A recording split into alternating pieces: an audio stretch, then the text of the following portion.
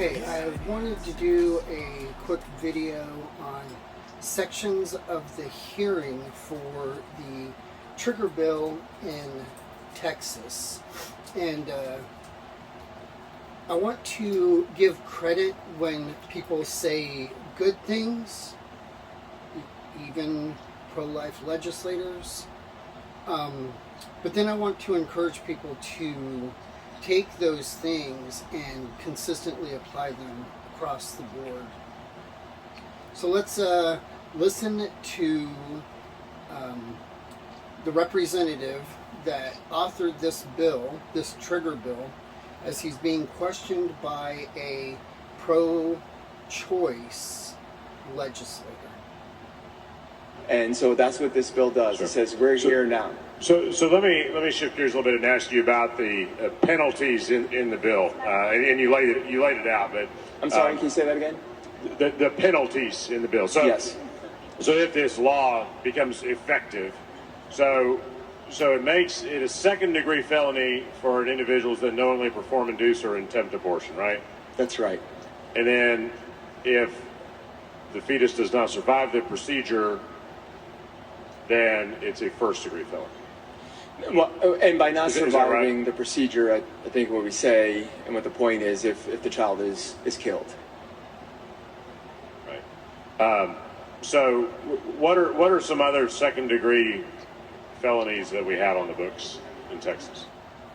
So that is a very good response that the pro-life author made when he was questioned.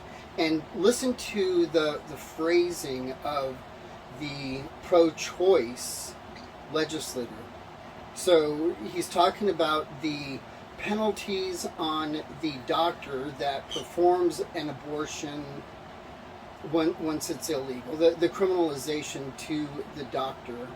And he says that it's attempted murder, a second-degree felony.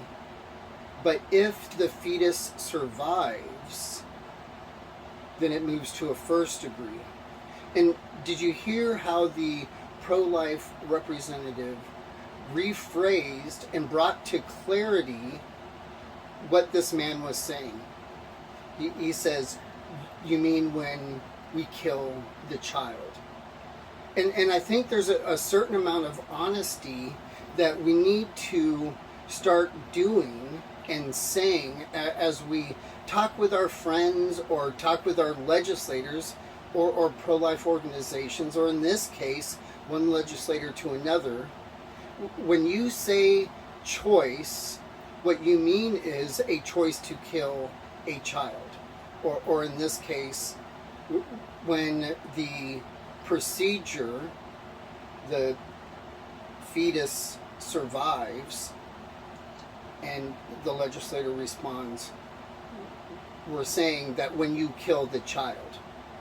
And I think this is a very important thing that we need to start doing.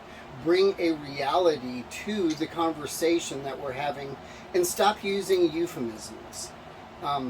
Now, I think that is a great thing that he said, and I think that is an appropriate response. I only wish that he actually held a more consistent view, because I do believe that he actually believes that.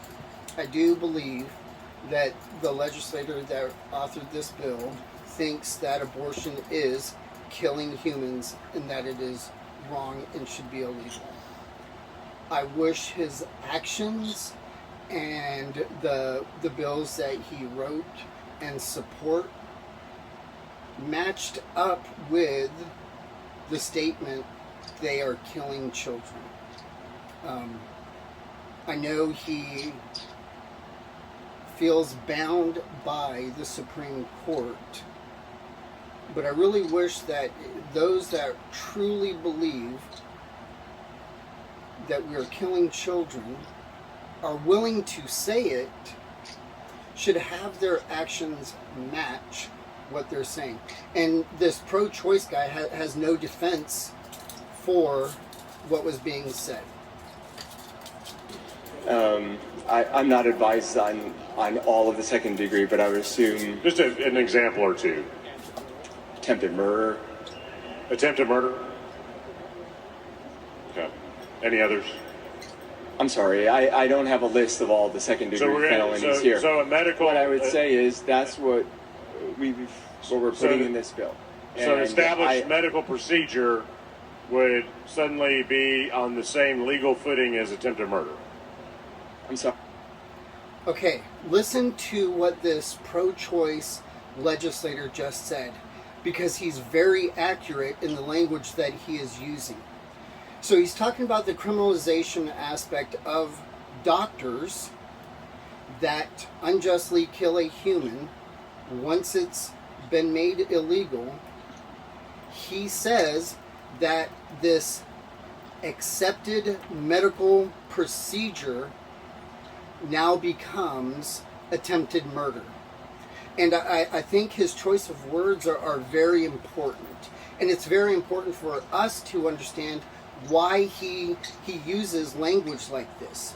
So his objection is, we are taking what is now considered in Texas a lawful medical procedure that has the intended result of the death of the child. This is the abortion health care laws, right? That keep the doctor from being charged for criminal homicide. This is what he's referring to. He's referring to the homicide codes and the exception for licensed medical physicians that have the consent of the mother to perform a lawful medical procedure that has the intended result of the death of the child will now become criminal homicide. And that's his objection. But I think it's important to look at the language that he's using, because this is the language we ought to be using to our legislators that are lying to the constituents about what abortion is. They claim that it is not health care, yet they write the laws that this representative is pointing to. So I think it's important that we look at the language of these laws, what they do, and why they are written in that manner, so that we can answer objections like what this guy is making. Your bill would make an established, safe medical procedure on the same legal footing as attempted murder. If you go back to what the point of this bill is, what the Supreme Court has done is it ruled that states can decide that states would be able to prohibit abortion. And so what we're making a second degree felony is an attempt by someone to murder a child. So the big problem with the pro-life guy's argument is he's relying on judicial supremacy. He's relying on the Supreme Court to decide what states can and cannot do. Can states protect humans or not? So if the Supreme Court, in part or in whole, changes the Roe versus Wade decision, then this would take place. And he is saying once this takes place, we need to remove Homicide Code 19.6.2, which is what the pro-choice legislator is referring to when he talks about an established, safe medical procedure.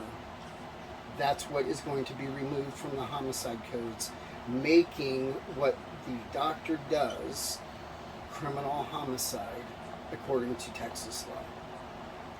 I hope this is helpful, that we see how these legislators are arguing, the language that they are using, and how we can defend our position and do so with consistency.